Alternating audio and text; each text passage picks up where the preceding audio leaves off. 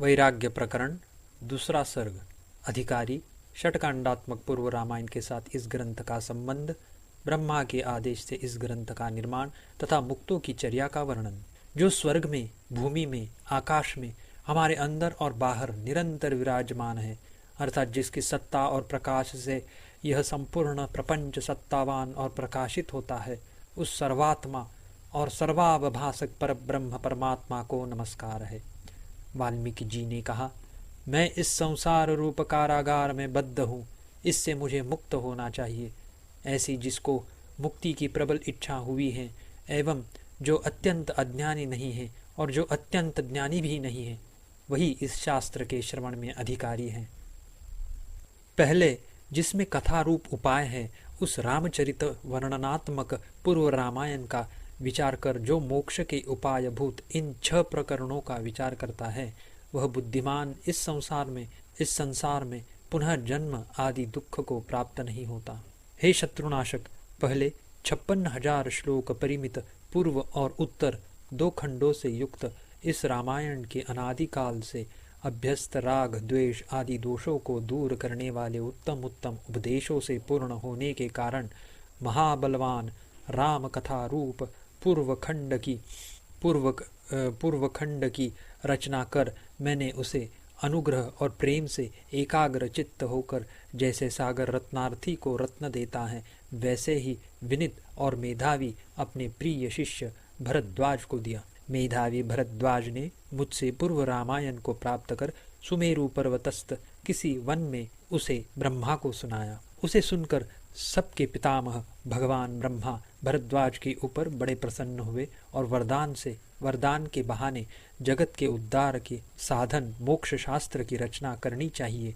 यो उत्तम आशय वाले ब्रह्मा ने भरद्वाज से कहा, हे पुत्र, वर मांगो। भरद्वाज ने कहा, हे भगवन, हे भूत भविष्यत और वर्तमान के स्वामी, जिससे यह जनता दुख से मुक्त हो जाए, वह उपाय मुझसे कहिए। इसी वर में मेरी अभिरुचि है। श्री ब्रह्मा जी ने कहा, वत्स भरद्वाज, जो तुमने मुझसे पूछा है, इस विषय में अपने गुरु श्री वाल्मीकि जी के निकट जाकर उनसे प्रयत्न से विनयपूर्वक प्रार्थना करो।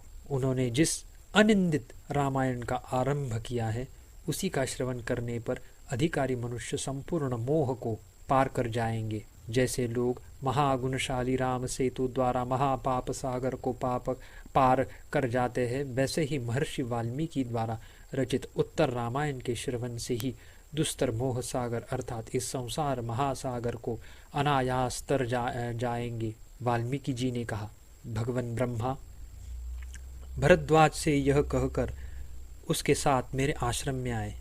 मैंने शीघ्र ही देवाधिदेव ब्रह्मा जी की अभ्युत्थान, अर्घ्य, पाद्य आदि द्वारा पूजा की। तदनंतर सब प्राणियों के हितैषी अतः सत्वगुण संपन्न ब्रह्मा जी मुझसे कहने लगे, हे मुनिश्रेष्ठ, पवित्र निर्दोष रामचरित वर्णन रूप रामायण का आरंभ करके जब तक उसकी समाप्ति न हो तब तक उसे न छोड़ दीजिए, उसे अवश्य ही पूरा कर डालिए। हे महर्षि, जैसे शीघ्रगामी जहाज द्वारा दुर्लंघ्य महासागर अनायास उत्तीर्ण हो जाता है, वैसे ही सब लोग इस उत्तर रामायण द्वारा इस संसार रूप संकट से छुटकारा पा जाएंगे। इसीलिए हमारा अनुरोध है, आप लोगों के हित के लिए इस रामायण महाशास्त्र को शीघ्र प्रकाशित कीजिए। यह कहने के लिए ही मैं आपके पास आया हूँ। जैसे क्षण भर के लिए जलराशि से उठी ऊंची लहर उसी क्षण में जल में लीन हो जाती है, वैसे ही भगवान ब्रह्मा यह कहकर उसी क्षण में मेरे उस पवित्र आश्रम से अंतर्हित हो गए। ब्रह्मा जी के आने पर मुझे अत्यंत विस्मय हो गया था, इसलिए उस समय मैं उनके वाक्य का मर्म नहीं समझ सका। उनके चले जाने पर मैंने चित्त में स्वस्थता प्राप्त कर स्वस्थ बुद्धि से वहाँ पर स्थित भरद्वाज से पूछा, वत्स भरद्वाज, ब्रह्मा जी ने यह क्या कहा, उसे मुझसे शीघ्र कहो। मेरे यो पूछने पर भरद्वाज ने मुझसे फिर कहा, महर्षि, भगवान ब्रह्मा ने कहा कि आपने जैसे पहले चित्त को विशुद्ध करने वाले रामायण की रचना की, इस समय भी वैसे ही सब लोगों के हित के लिए संसार रूपी समुद्र से तारने के लिए नौका रूप उत्तर रामायण की रचना कीजिए।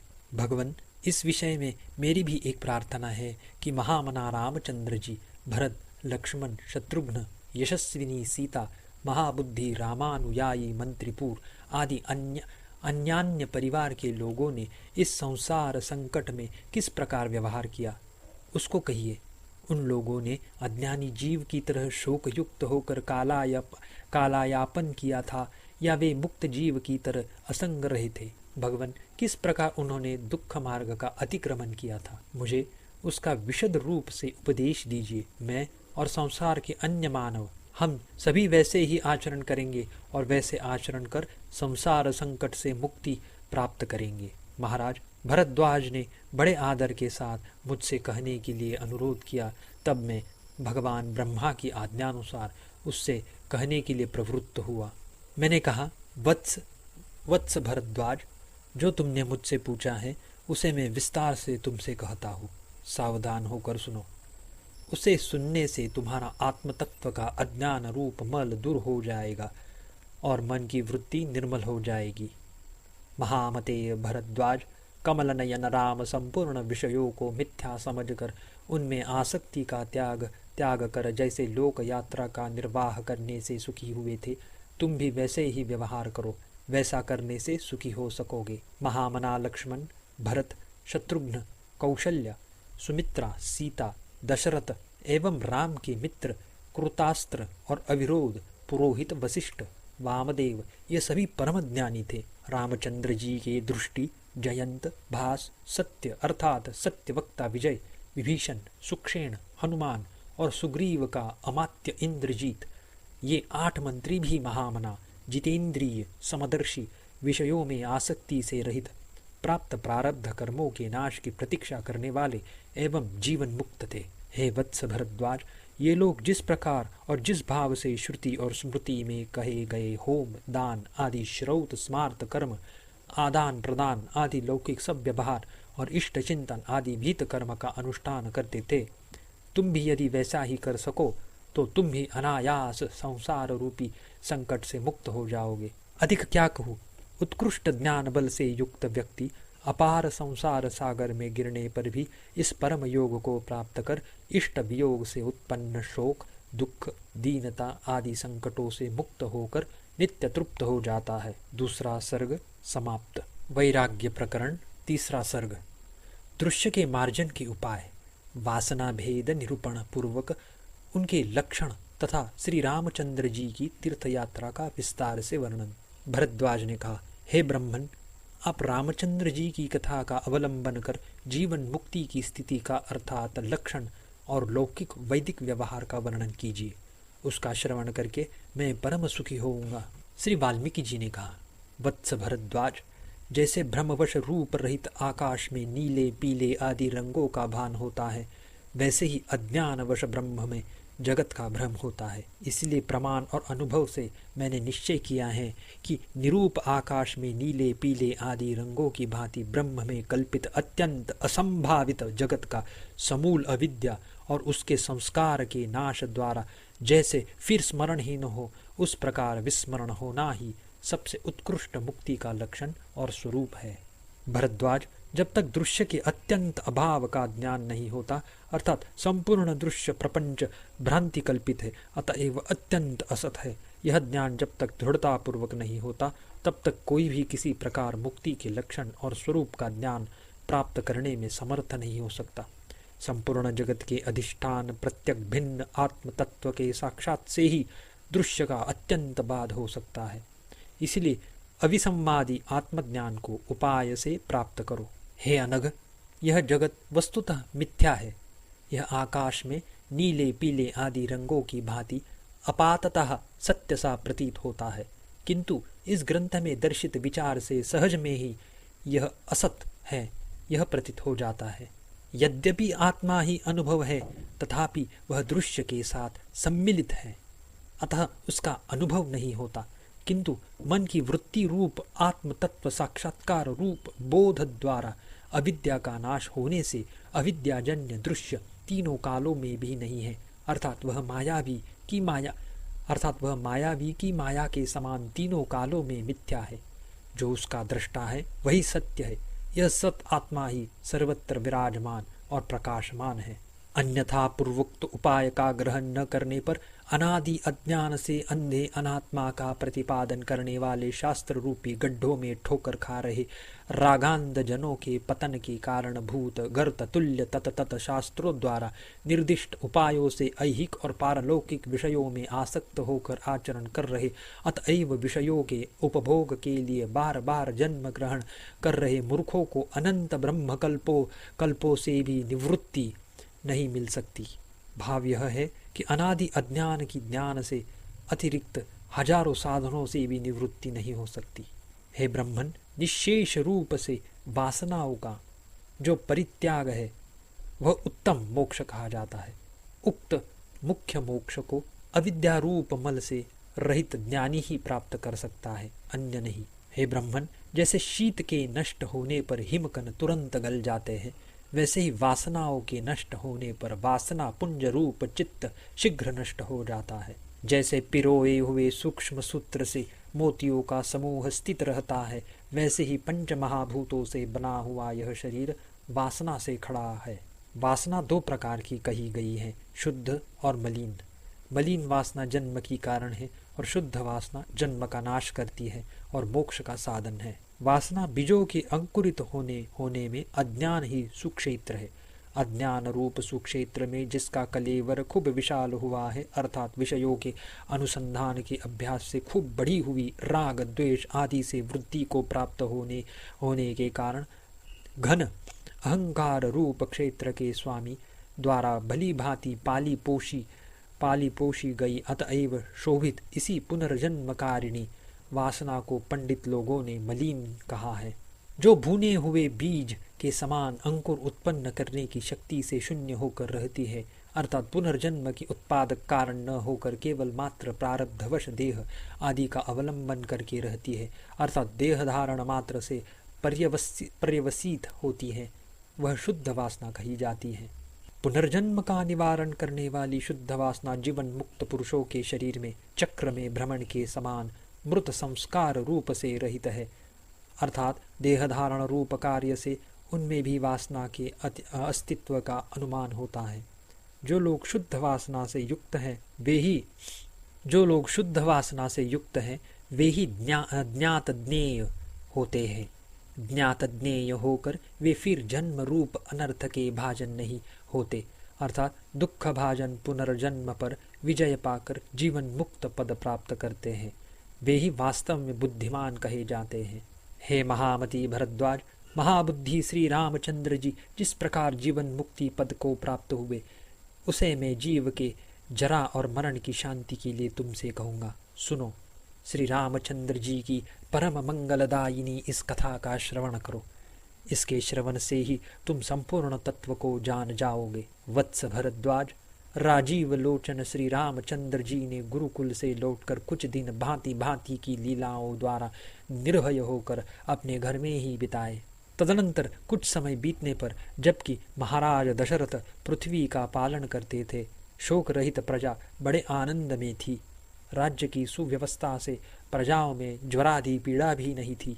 भय, अकाल मरण आदि अन्य पीड़ाओं की तो बात ही क्या थी।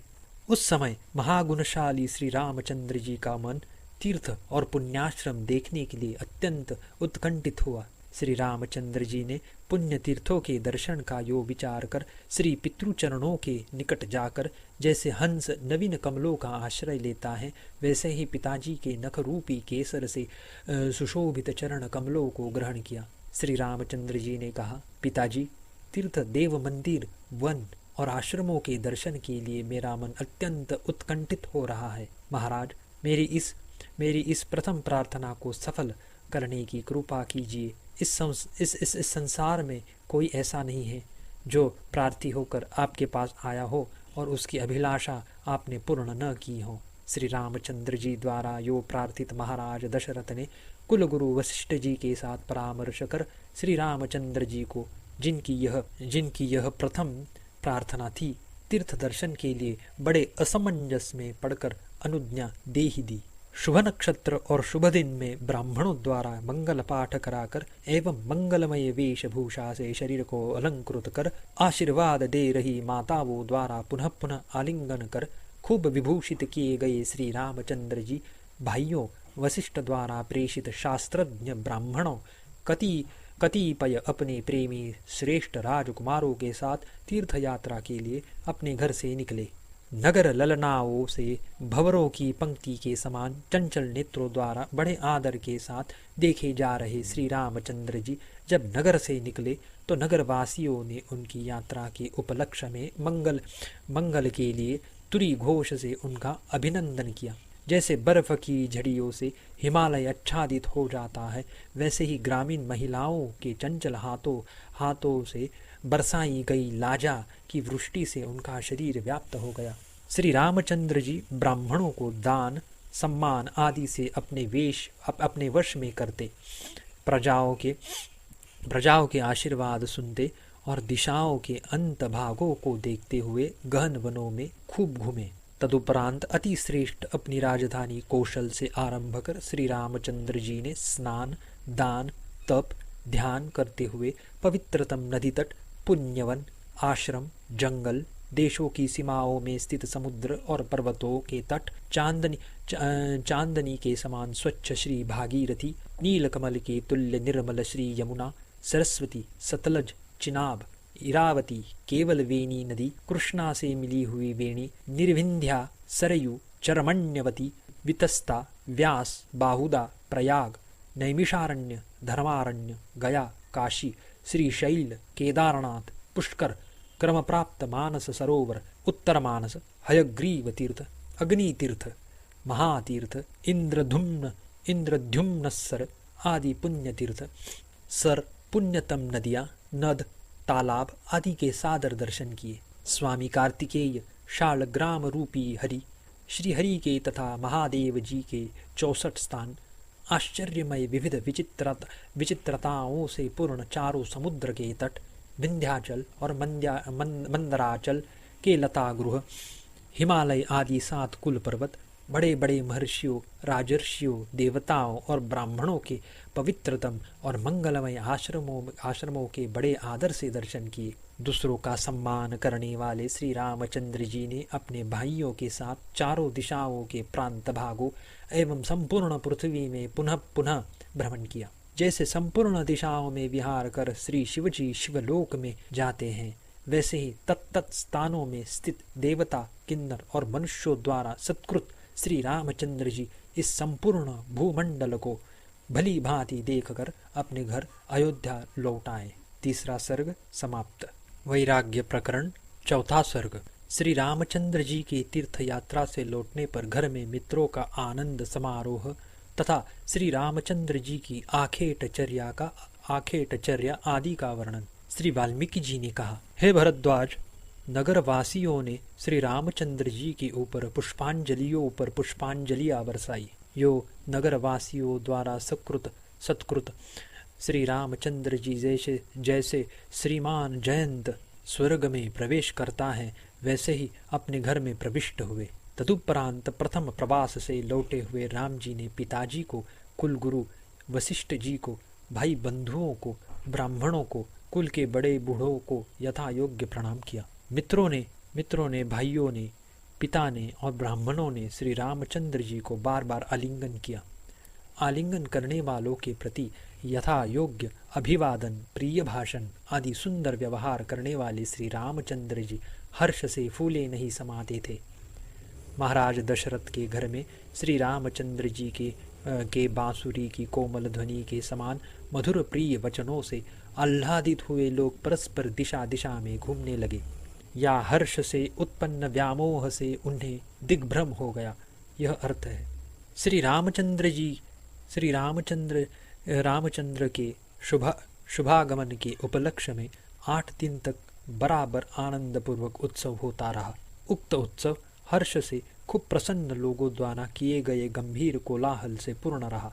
तब से श्री रामचंद्र जी भांति भांति के देशाचारों का इधर उधर वर्णन करते हुए घर में ही सुखपूर्वक रहे। श्री रामचंद्र जी नित्य प्रातः काल शैया का त्याग कर विधि पूर्वक स्नान संध्या आदि कर्म करके सभा में बैठे हुए इंद्रतुल्य अपने पिताजी का दर्शन करते थे और एक प्रहर तक श्री वशिष्ठ आदि के साथ बैठकर ज्ञानपूर्ण विविध विचित्र कथाओं द्वारा बड़े आदर के साथ सत्संग कर तदनंतर शिकार खेलने की इच्छा से पिताजी की आज्ञा लेकर बड़ी भारी सेना के साथ वन वराह वन महिष आदि से भरे हुए वन में जाते थे। वहां से घर लौटने पर स्नान आदि कर्म कर तथा मित्र और बंधुओं के साथ भोजन कर मित्रों के साथ रात्रि बिताते थे। श्री रामचंद्र जी तीर्थ यात्रा से लौटकर लक्ष्मण और शत्रुघ्न के साथ प्रायः इस प्रकार की दिनचर्या करते हुए पिताजी के घर में सुखपूर्वक रहते थे। हे भरद्वाज, श्री रामचंद्र जी राजाओं के योग्य व्यवहार से मनोहर सज्जनों के चित्त को चांदनी के समान आनंद देने वाली श्लाघनीय एवं अमृत द्रव्य के समान सुंदर चेष्टा से काल यापन करते थे। चौथा सर्ग समाप्त। वैराग्य प्रकरण पांचवा सर्ग। श्री रामचंद्र जी के शरीर में कृशता आदि वैराग्य आदि और राजा द्वारा उसके कारण की जिज्ञासा तथा श्री वशिष्ठ जी के उत्तर का उपक्रम। वाल्मीकि जी ने कहा, हे भरद्वाज, तदनंतर किसी समय जबकि रामचंद्र जी एवं रामानुयायी लक्ष्मण और शत्रुघ्न के पूरे 16 वर्ष के होने में कुछ महीनों की कसर थी, भरत सदा अपने नाना के घर में आनंद पूर्वक रहते थे और महाराज दशरथ सुचारू रूप से इस संपूर्ण पृथ्वी मंडल का पालन करते थे और महाप्राज्ञ एवं परामर्श करने में कुशल राजा राजपुत्रों के विवाह के लिए भी प्रतिदिन मंत्रियों के साथ परामर्श करते थे।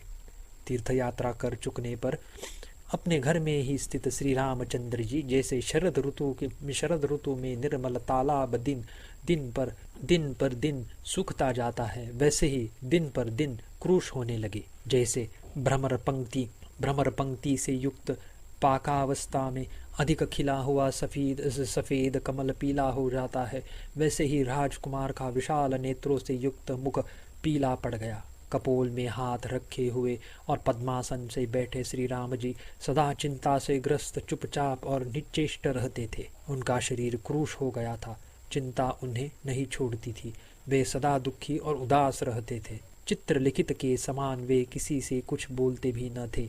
परिजनों के बार बार प्रार्थना करने पर कष्ट से स्नान संध्या वंदन आदि अवश्य कर्तव्य दैनिक कर्म करते थे। उनका मुख कमल म्लान होते गया था। विविध गुणों के आगर श्री रामचंद्र जी को पूर्वोक्त चिंता आदि से युक्त देखकर उनके भाई लक्ष्मण और शत्रुघ्न भी उसी अवस्था को प्राप्त हुए।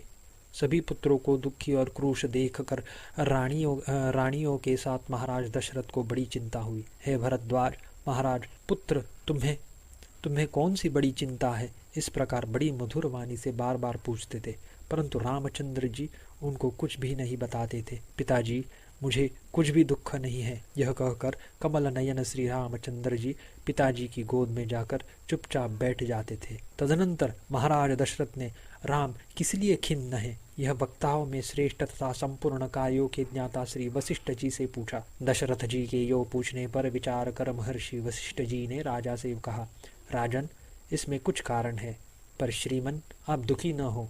जैसे संसार में पृथ्वी जल आदि महाभूत सृष्टि और प्रलय के बिना छोटे छोटे कारणों से वृद्धि और क्षय रूप विकारों को प्राप्त नहीं होते, वैसे ही सत्पुरुष भी छोटे मोटे कारणों से क्रोध विषाद और हर्ष के वशीभूत नहीं होते। पांचवा सर्ग समाप्त।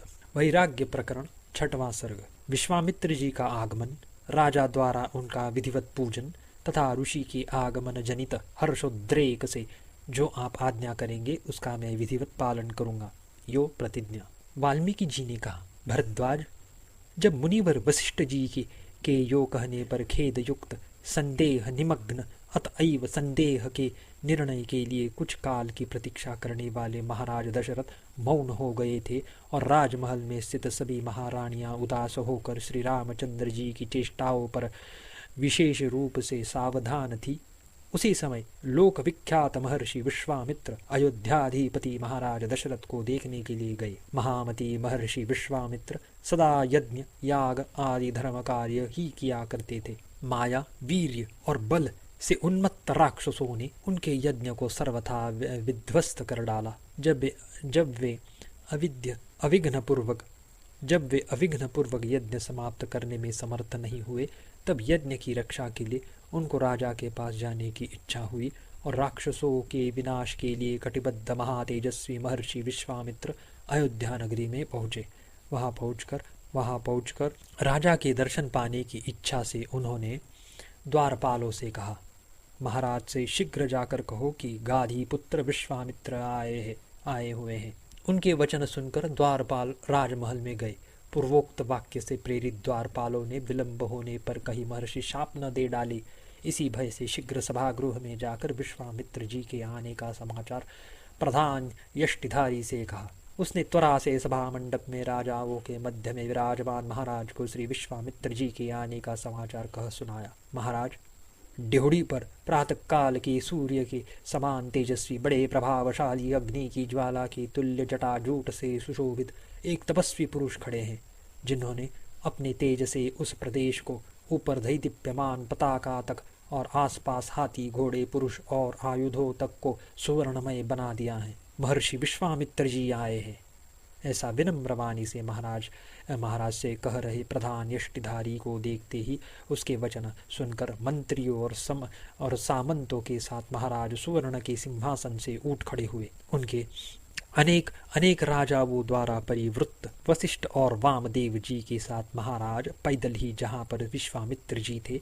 वहाँ को चल दिए। उन्होंने ड्योढ़ी पर खड़े हुए मुनि श्रेष्ठ विश्वामित्र जी के दर्शन किए। विश्वामित्र जी ब्रह्म वर्चस्व से और शास्त्र तेज से सुसंपन्न थे। उनके दर्शन से ज्ञात होता था कि किसी निमित्त से मानो सूर्य देव ही पृथ्वी पर आ गए हो। बुढ़ापे के कारण सफेद और अधिक तप करने से रुक्ष जटाओं से उनके कंधे ढके थे। अतएव वे संध्या काल के अरुण प्रभा से रंजित सफेद मेघ से आच्छादित पर्वत के समान प्रतीत होते थे। उनका शरीर सौम्य, सुंदर, दैदीप्यमान, प्रभावशाली, विनय से संपन्न, रुष्ट पुष्ट हाथ पैर आदि अवयवों से युक्त और कांतिमान था। उनके तेज से नेत्र और मन प्रसन्न होते थे। उससे भय का भी संचार होता था। वह प्रसाद गुण से युक्त था। अधिक होने के कारण शरीर से छलक रहा था और गंभीर तथा अपरिच्छिन्न था। उक्त प्रसन्न गंभीर तेज से ऋषि की कांति अनुरंजित थी। उनके हाथ में चिरकाल से परिगृहित एक सुंदर और चिकना कमंडलू था। उनका चित्त स्निग्ध और प्रसन्न था। उनका हृदय दया से परिपूर्ण था, इसीलिए भाषण आदि भी सुमधुर था और प्रसन्न दृष्टिपात अमृत तुल्य था। वे जिधर दृष्टि डालते थे उस तरफ के लोगों को मानो अमृत के रस से सिंचिते थे। उनके कंधे में अवस्था के अनुरूप यज्ञोपवीत थे। उनकी भौहें सफेद और ऊंची थी। दर्शकों के हृदय में अत्यंत आश्चर्य का संचार कर रहे मुनिवर को देखकर राजा ने दूर से ही नम्र होकर उन्हें प्रणाम किया। नमने से राजा के मुकुट से मणियां पृथ्वी पर बिखर गई। जैसे सूर्य इंद्र का प्रत्यभिवादन करते हैं, वैसे ही विश्वामित्र जी ने भी मधुर और उदार वाणी द्वारा आशीर्वाद देकर राजा का प्रत्यभिवादन किया। तदनंतर वशिष्ठ आदि सभी ब्राह्मणों ने स्वागत आदि के क्रम से आदरपूर्वक उनकी पूजा की। महाराज दशरथ ने कहा, भगवान, जैसे सूर्य अपने तेजोमय दर्शन द्वारा कमल के तालाबों पर अनुग्रह करते हैं, वैसे ही अनायास प्राप्त आपके अद्भुत तेजोमय दर्शनों से हम लोग अत्यंत अनुग्रहित हुए हैं। महर्षि, जो अनादि क्षय रहित और अविनाशी परम पुरुषार्थ रूप सुख है, आपके दर्शनों से वह सुख मुझे प्राप्त हुआ है। निस्संदेह आज हमने पुण्य से धन्य पुरुषों के आगे स्थान प्राप्त कर लिया है, क्योंकि हम लोगों के उद्देश्य से आपका शुभागमन हुआ है। यो महाराज दशरथ के समान ही कह रहे महर्षि और अन्य राजा सभा भवन में आकर आसनों पर बैठ गए। महर्षि के शुभागमन से प्रसन्न वदन महाराज दशरथ ने महर्षि की तपस्या संपत्ति से भयभीत होकर दूसरे के द्वारा अर्घ्य के लिए जल मंगाने में भी अपराध की संभावना देखकर स्वयं जल लाकर उन्हें अर्घ्य दिया। महर्षि विश्वामित्र ने राजा के अर्घ्य को स्वीकार कर शास्त्र में वर्णित विधि से प्रदक्षिणा कर रहे राजा की भूरी भूरी प्रशंसा की। राजा दशरथ द्वारा पूजित विश्वामित्र बड़े प्रसन्न हुए। उनका मुखकमल खिल उठा। उन्होंने राजा से उनकी तथा राज्य के विभिन्न अंगों की कुशल पूछी और पूछा, आपका राजकोष तो परिपूर्ण है। तदनंतर मुनिश्रेष्ठ विश्वामित्र जी ने प्रसन्नतापूर्वक महर्षि वशिष्ठ जी से मिलकर वशिष्ठ जी की पूजा की और उनसे यथा योग्य उनके शिष्य आश्रम के मृग पशु पक्षी आदि की कुशल पूछी। क्षण भर के लिए परस्पर मिलकर और यथा योग्य पूजा सत्कार कर सभी को बड़ी प्रसन्नता हुई। वे राजमहल में अपने अपने आसनों पर बैठ गए। आमने सामने बैठने से उनका तेज परस्पर बढ़ गया। वे सब आपस में एक दूसरे से कुशल प्रश्न करने लगे। महामती विश्वामित्र जी के आसन पर बैठने के उपरांत महाराज दशरथ ने अनेक चरण पखारे, उन्हें दूसरी बार अर्घ्य दिया, गाय दी एवं चंदन, पुष्प, वस्त्र, अलंकार, दक्षिणा, फल और तांबुल से उनकी पुनः पुनः पूजा की। विधिपूर्वक पूज कर प्रसन्न चित्त पुण्यात्मा राजा ने हाथ जोड़कर विश्वामित्र जी से ये वाक्य कहे, भगवन, मरण धर्मा जीव को अमृत लाभ से जैसा सुख होता है, दीर्घकाल की अनावृष्टि के अनंतर वृष्टि के लाभ से किसान को जैसा आनंद होता है, एवं अंधे को नयन प्राप्ति से जैसा हर्ष होता है, हमारे लिए आपका शुभागमन वैसा ही उससे भी बढ़कर आनंदप्रद है। पुत्रविहीन व्यक्ति को धर्म पत्नी से पुत्रोत्पत्ति होने पर जैसा आह्लाद होता है, दरिद्र पुरुष को स्वप्न में दृष्ट धन का लोभ होने पर जैसा आनंद होता है, वैसे ही आपका आगमन हमारे लिए सुखकारक है। मनुष्य चिरकाल से इच्छित मणि, मंत्र, अभ्युदय आदि की प्राप्ति, प्रियतम भाई, पुत्र आदि के समागम और खोई गई वस्तु के लाभ से जैसे अनिर्वचनीय आह्लाद का अनुभव करते हैं, वैसे ही आपके आगमन से हमें आह्लाद हो रहा है। ब्रह्मन, स्थलचर मनुष्य आदि को आकाश में उड़ने से जैसा आनंद होता है और मृत पुरुष के पुनः वापस आ जाने से उसके बांधवों को जैसा आनंद होता है, वैसे ही आपके आगमन से हमें आनंद हो रहा है। आपका स्वागत हो। मुनिवर, ब्रह्मलोक में रहना किसको प्रीति करना होगा, वैसे ही प्रीतिकर आपका आगमन है। अर्थात जैसे ब्रह्मलोक में निवास करने की सबको स्पृहा रहती है, वैसे ही आपके आगमन की सभी को स्पृहा रहती है। मैं यह निश्चल सत्य आपसे कहता हूँ। भगवान, आप परम धार्मिक हैं। आपकी क्या अभिलाषा है? मैं आपकी क्या सेवा करूं? ब्राह्मण, आप सत्पात्र हैं, मेरे भाग्य से यहाँ आए हैं। भगवान, आप पहले राजर्षि शब्द से अभिहित होते थे, इस समय तपस्या से ब्रह्मर्षित्व को प्राप्त हुए परम वर्चस्वी आप मेरे परम पूज्य हैं। जैसे गंगा जल के स्नान से मुझे प्रसन्नता होती है, वैसे ही आपके दर्शन से प्रसन्नता हुई है। उक्त प्रसन्नता मेरे हृदय को शीतल कर रही है। भगवान, आपको न किसी वस्तु की अभिलाषा है, न किसी से भय है और न क्रोध ही है। आप में राग भी नहीं है, आदि व्याधि आदि विपत्तियां भी नहीं है, फिर भी आप मेरे पास आए हैं। यह बड़ी आश्चर्य की बात है। हे तत्वज्ञ शिरोमणि, आपके शुभागमन से मैं निष्पाप हो गया हूँ, अपने को पुण्य क्षेत्र में स्थित समझ रहा हूँ। अर्थात आपके आगमन से मेरा गृह भी पवित्र हो गया है। अधिक क्या कहूँ, मैं अपने को अमृतमय चंद्रमंडल में निमग्न समझ रहा हूँ। मुने, मुझे प्रतीत हो रहा है कि आपका शुभागमन साक्षात ब्रह्म का शुभागमन है। आपके आगमन से उत्पन्न पुण्य से मैं पवित्र हुआ हूँ, यश और अभ्युदय से अनुग्रहित हूँ। आज आपके आगमन से उत्पन्न पुण्य से अनुरंजित मेरा जन्म सफल हो गया है और मेरा जीवन सार्थक हो गया है। यहाँ आए हुए आपके दर्शन कर, पूजा कर और प्रणाम कर, जैसे चंद्रमा को देखकर समुद्र अपने में नहीं समाता, तट सीमा को लांघ कर उछल पड़ता है, वैसे ही मैं भी अपने को अपने में फुला नहीं समा रहा हूँ। मुनिवर, आपका जो कार्य हो, जिस प्रयोजन से आप आए हैं, उसे आप किया ही समझिए, क्योंकि आप सर्वदा मेरे माननीय हैं। गाधी नंदन, आपके कार्य के विषय में आप विचार न कीजिए।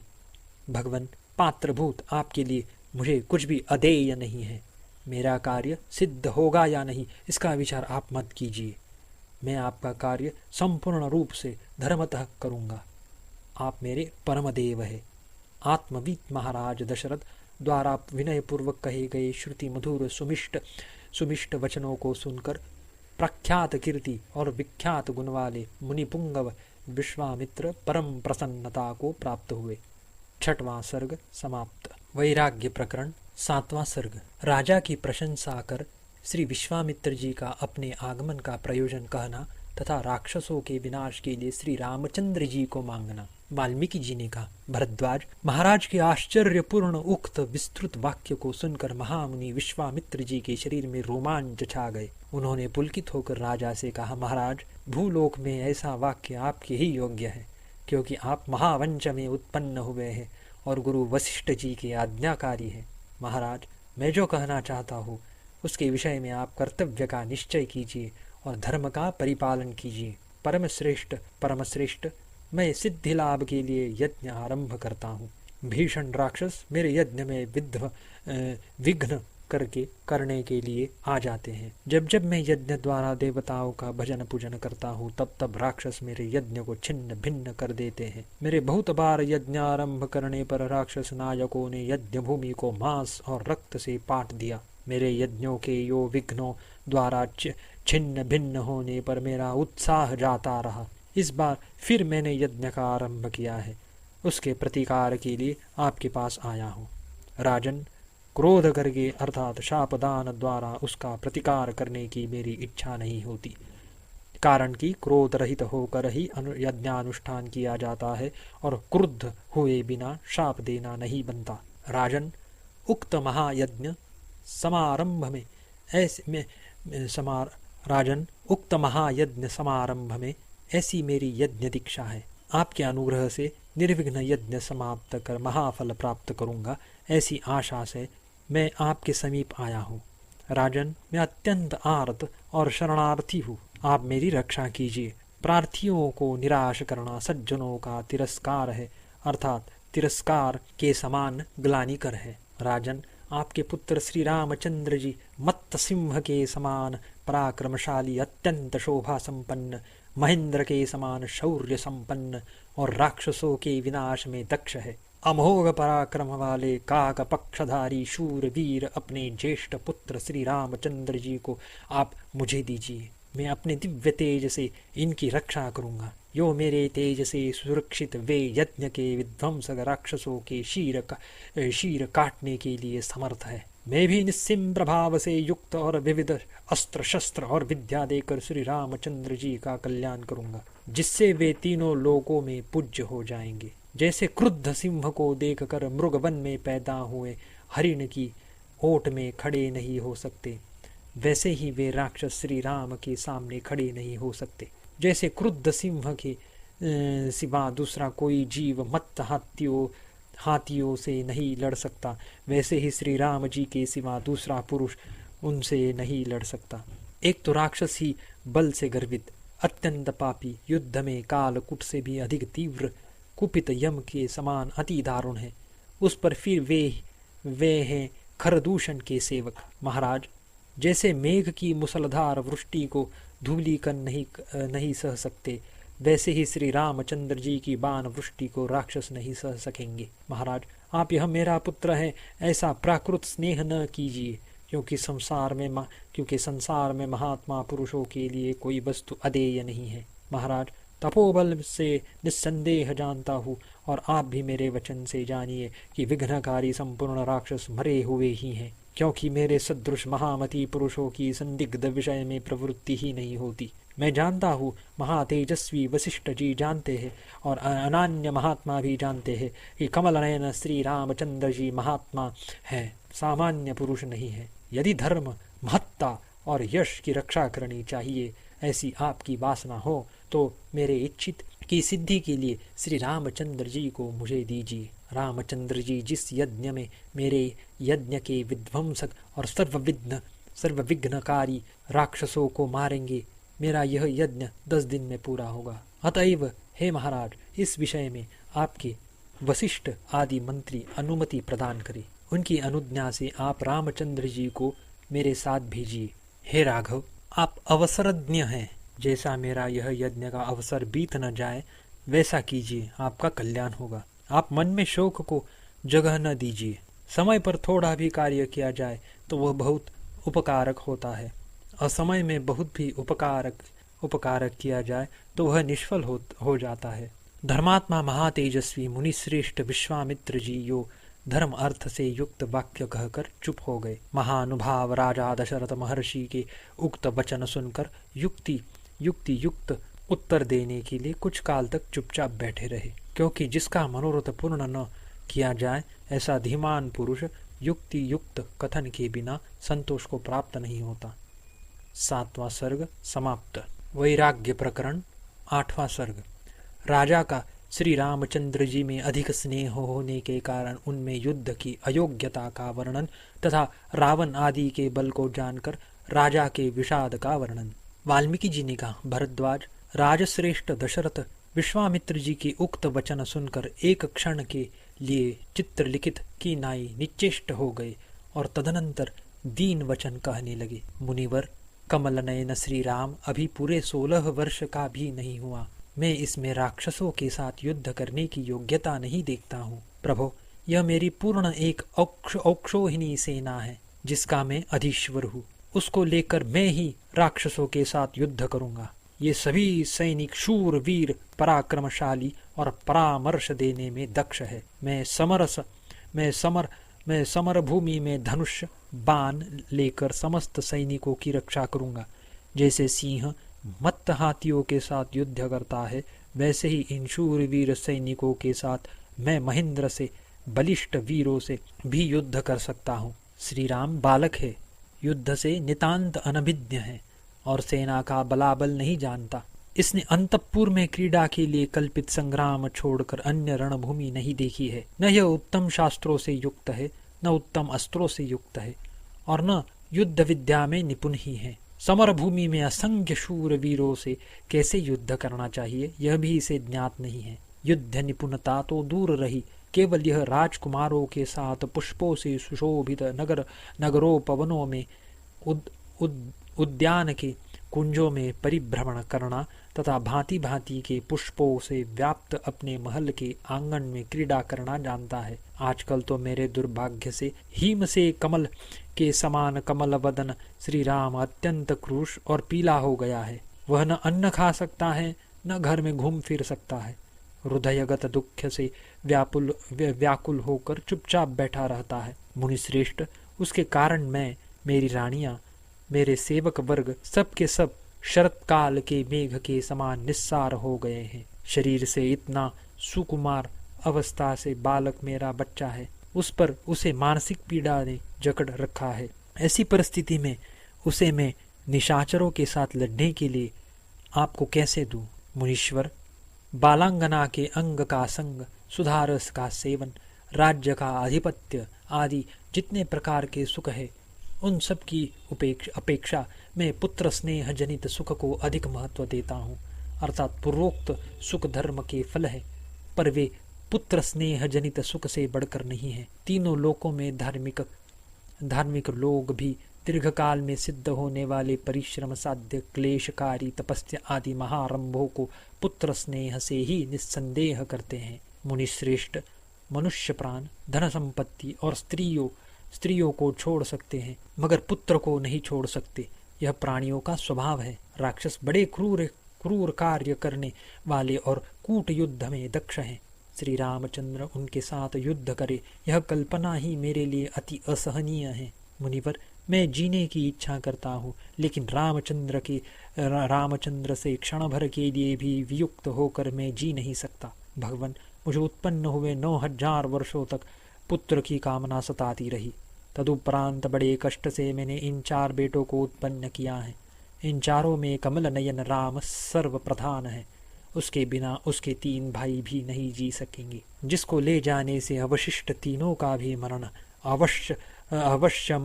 अवश्यंभावी है। उस श्री राम को आप मृत्यु रूप राक्षसों के समीप ले जा रहे हैं, तो चारों पुत्रों से हीन मुझे आप मरा ही जानिए। 4 पुत्रों में से रामचंद्र के ऊपर ही मेरा सर्वाधिक प्रेम है, क्योंकि वह सर्वश्रेष्ठ और धर्मात्मा है। इसीलिए राम को आप मत ले जाइए। मुने, यदि आपको राक्षसों की सेना का संहार करने की इच्छा हो तो मेरे साथ मेरी चतुरंगिणी सेना को ले जाइए। उक्त राक्षसों में कितना है ब्राह्मण, मुझे या शिशु राम को अथवा मेरे 4 बालकों को कूट युद्ध में विशारद उन राक्षसों का प्रतिकार कैसा करना चाहिए और उन दुरात्मा राक्षसों के साथ महाअरण्य में कैसे रहना चाहिए, यह भी मुझसे कहिए। ये राक्षस बड़े बलगर्वित हैं। साक्षात कुबेर का भाई मुनि विश्रवा का पुत्र महाबलशाली रावण नामक राक्षस सुना जाता है। वह दुर्बुद्धि यदि आपके यज्ञ में विघ्न करता है तो हम उस दुष्टात्मा के साथ युद्ध करने में समर्थ नहीं हैं। ब्राह्मण, किसी समय किसी समुदाय में विपुल बल और संपत्ति से संपन्न पुरुष भूतों में उदय को प्राप्त होते हैं और काल पाकर विनाश को प्राप्त होते हैं। इस समय तो हम लोग रावण आदि शत्रुओं के सामने खड़े होने में सर्वथा असमर्थ है। यह ईश्वरीय नियम ही है। इसलिए हे धर्मज्ञ, अनुकंपनीय मेरे पुत्र पर अनुग्रह कीजिए और प्रार्थी के मनोरथ को पूर्ण न कर सकने के कारण अल्प भाग्य वाले मुझ पर भी अनुग्रह कीजिए। आप हमारे परम देव हैं। देवता, दैत्य, गंधर्व, यक्ष, पक्षी, नाग, ये सब रावण से लड़ने के लिए असमर्थ है। मनुष्यों की तो बात ही क्या है। रावण बड़े बलशालियों के बल को भी युद्ध में हर लेता है। उसके साथ संग्राम में लड़ने के लिए हम समर्थ नहीं हैं। उसके पुत्र इंद्रजीत आदि के साथ भी हम नहीं लड़ सकते, अथवा ऐसा बलशाली रावण का मेरे बच्चे क्या कर सकेंगे। जिस समय मांधाता आदि राजाओं ने जन्म लिया था, यह काल वैसा नहीं है। इस समय में सज्जन ही निर्बल है। इस समय यह रघुवंशीय बालक बुढ़ापे से शिथिल हो गया है, अथवा श्री रामचंद्र बूढ़ों की भांति शिथिल है। अथवा यदि आपके यज्ञ में विघ्न करने वाले असुर श्रेष्ठ मधुपुत्र लवण हैं, तो भी मैं अपने बेटे को नहीं जाने दूंगा। अथवा यदि यम के सदृश सुंद और उपसुंद के पुत्र आपके यज्ञ के विध्वंसक है, तो भी मैं अपने पुत्र को आपके साथ नहीं भेजूंगा। ब्राह्मण, यदि श्री राम को जबरदस्ती ले जाओगे तो उस कल्प में आपसे मैं ही मारा जाऊंगा। मेरे बिना मैं अपनी निश्चित विजय नहीं देखता हूँ। इत्यादि मधुर वचन कहकर महाराज दशरथ मुनि के अभिमत के विषय में और राक्षसवध के विषय में क्रमशः श्री राम को भेजना चाहिए अथवा नहीं, और राक्षसों का वध हो सकेगा या नहीं इत्यादि संदेह रूप सागर की बड़ी तरंगों में निमग्न हो क्षण भर के लिए भी निश्चय नहीं कर सके। अतएव उस समय उनकी दशा उन्नत तरंगों से युक्त सागर में डूबे रहे पुरुष की सी हो रही थी। 8वां सर्ग समाप्त।